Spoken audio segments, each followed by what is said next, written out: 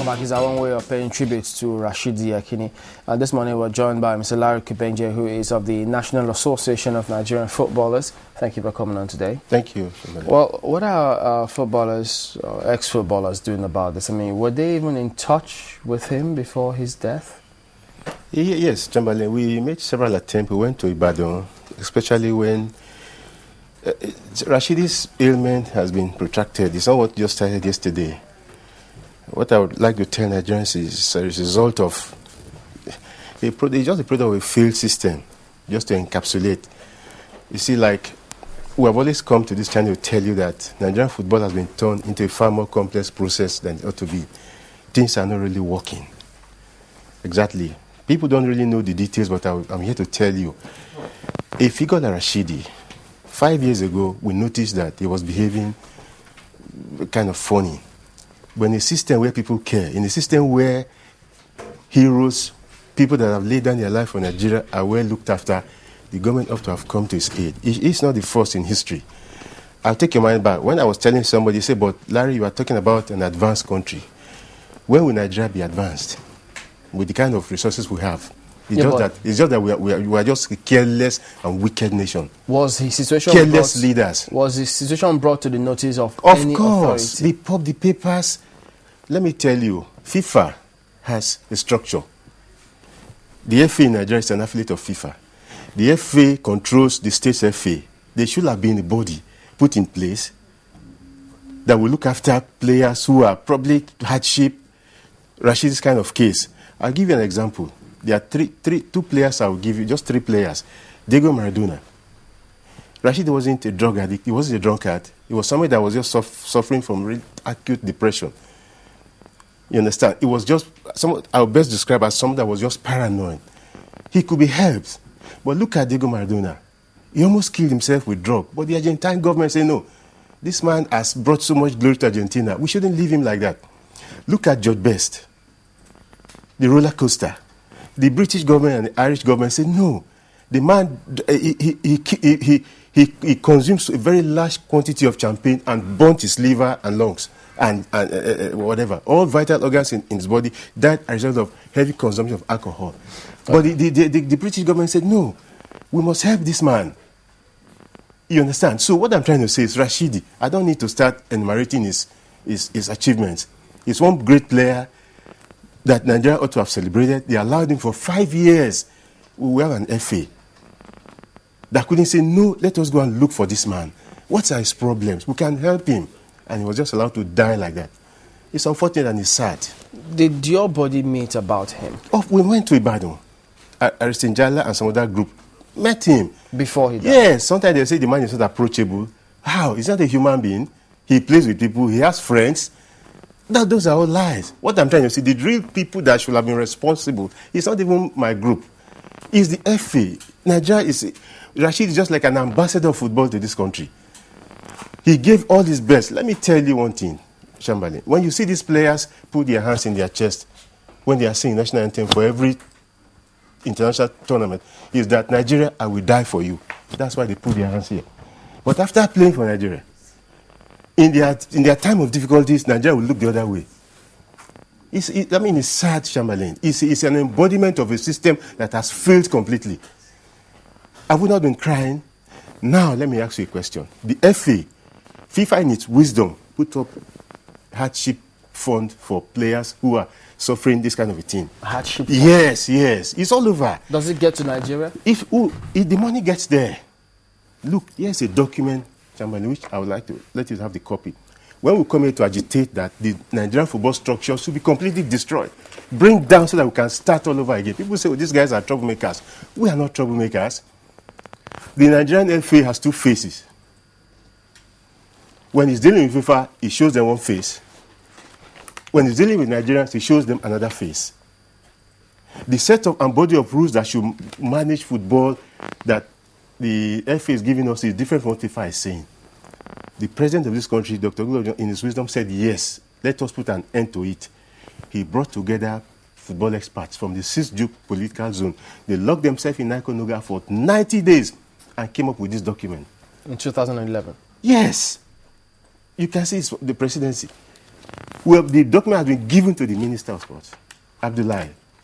The man is afraid to implement it. Because those that brought him there, he will not be able to look them straight at the face and say, look, you want to put your hand in our finger after we put you there? He's even confused, more confused than any other person. Does this talk about players like Rashidi and has he met Rashidi before? Ex-internationals? No. This document? Of course. It's not even talking about ex-internationals. When you see, Jambalin, our problem in this country is that the little things we should take care of, we ignore them. Oh, we go for the big things, the billions. No. There are small things you take care of. Then those other things will take care of themselves. This document you are seeing here is a complete document, how football should be run. Like I speak to you, there's no one player that's in the FA board. What you have is just brothers and sisters to governors, commissioners, and friends make up the FA board. Government appropriates money. They share it in their congresses, and that is all they do. No representation from not one player. Players? What have we been crying? But FIFA is saying you cannot have an FA where you don't have players. A country where you have gifted people like Adoke Amesemeka, played for this country, served at a point he rose to become Attorney General of his state. You have Segun Odegbami, Dr. Wolabi. These are players you all know too well. They cannot be allowed to be in the board of the FAs. But these are people who lay down their lives to say, yes, I want to bring glory to Nigeria. They are being completely extricated from what happened in football. How can you make progress when you continue to allow the worst of us to lead us? But does the president have to be there for things to work? Yes, of course. Why does he have to be there if there are people who have been appointed in offices? Yes. Let me tell you. Look at this document. At the point the president said, look, football, let us take a break for 2 years. Why? Because the man got exasperated. He was tired. We are just putting so much money, we are not making progress. Why did they have to intervene? Because people who are supposed to be doing what they're supposed to be doing are not doing it. I'm sure I came on this same station to tell you that is the best decision the president has ever taken on football. Let us take a break. But they criticize him at the end of the day. About what? The same group of people who have hijacked Nigerian football say they will go to FIFA. The other day, sometimes when you see people coming to blame judges, I begin to laugh. The system compromises even the best of us. Let me tell you something, Jambale. The present NFF board has been pronounced illegal by a competent court in this country. The present NFF? Yes, but the Attorney General of the Federation wrote a letter to the Accountant General that don't appropriate any other more money to the NFF because they are not known to any Nigerian law. It's a creation of some group of people. But they are still operating. They are still operating. I hope they're not getting funds. They are still getting funds. Wait a minute. Contrary to from the judge of generals. So because the same people who were behind. Are you sure about that? Does the Attorney General know that this is happening? I have letters that I can show to you. That's why I brought this document. If you want them, I'll bring them to you. The Nigerians can see. They are still appropriating money to an illegal body, just like we have the petroleum subsidy scam where some companies were not registered as petroleum industries. They were getting subsidies. It's the same thing that NFF is doing. A competent court in this country has said, look, NFF is not known to law.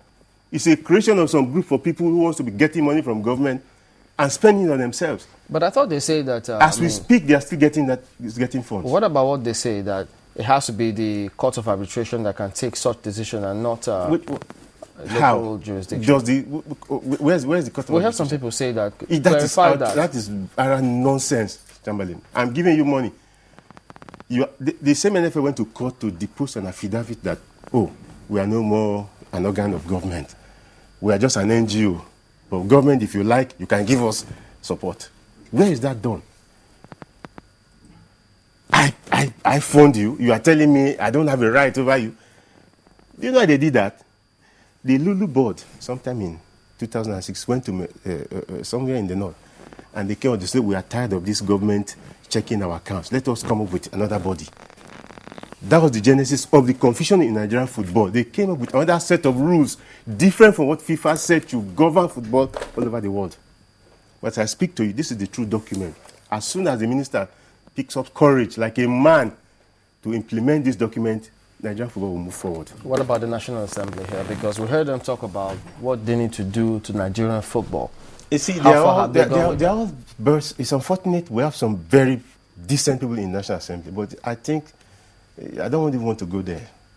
Yes. It's not seeing the light of day. No, it's not. What they do? They are aware of this document.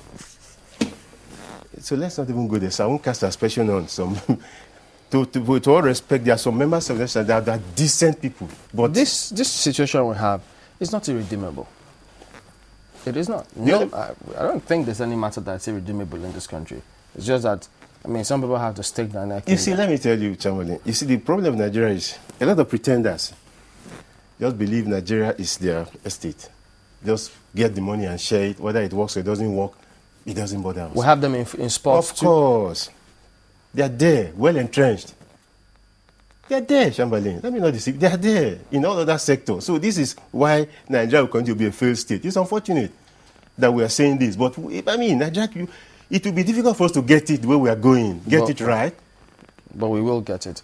But from this report now, are you doing anything about this report to bring it to the notice of the authorities so that they can implement it? Yes. Oh, you see, but the last resort is probably go to court to compel them to implement. It's a report. Yeah, but if the presidency, the president, what will the president do? He has seen it. National Sports Commission have seen it. It's a document that was signed by both all the aggrieved parties, the players' body, and the NFF. Their lawyer, Barrister Green, signed.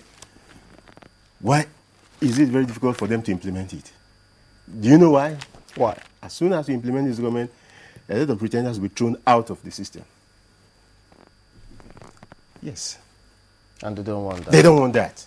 People are getting free money, just like the petroleum subsidy thing. Nigeria subsidized football. The federal government, every month, close to about 250 million subsidy. Every 30 days, 250 million. To run what? How? Oh boy. Every 30 days? Yes. Where does this come from? From the Accountant General's office? Yes. That was why the accountant was advised that, look, NFF is not known to law. If it is known to Nigerian law, okay, well and fine. It's the government responsibility to appropriate money to the NFF to execute national assignment. But what the court said, that this body is not even known to law, so it is illegal. So anybody that is appropriating money also is also committing the same crime. What about NFA? NFA, as I speak to you, is the only body that is known to Nigerian law. But the people, the NFF, say no, they don't want to belong to NFA again. The NFA is an act of parliament. But the NFF is not known to any law. Ask the people at National Assembly. What are they dodging?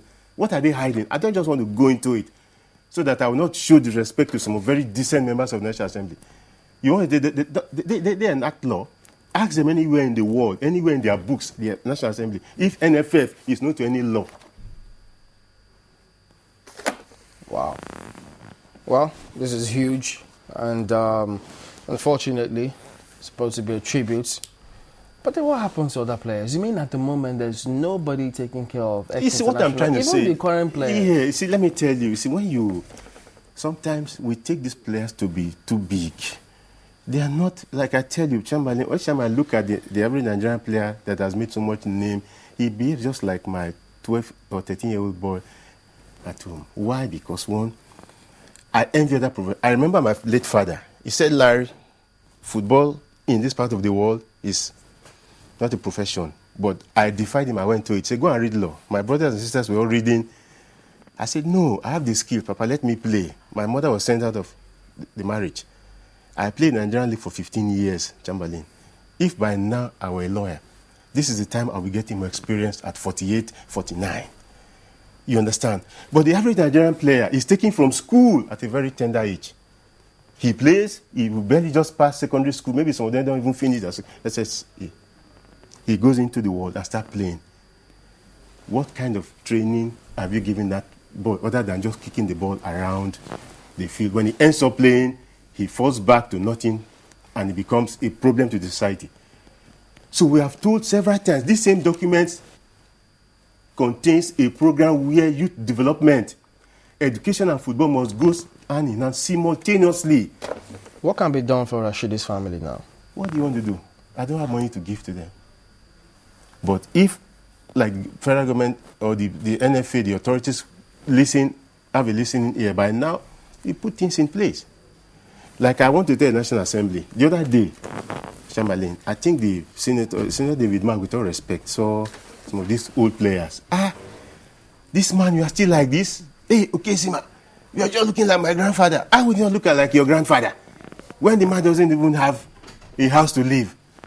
The other day, Alosha Atuegbu, blockbuster of 4 people, was going to collect his 4-month salary. He collapsed in the motor park. Probably didn't even have transport to. Look, Chamberlain. But it's not too late to do something. What we are saying is, we are going to sponsor a bill, National Assembly, for these ex-internationals that are giving their best. It is not too much. The money that football generates, you understand?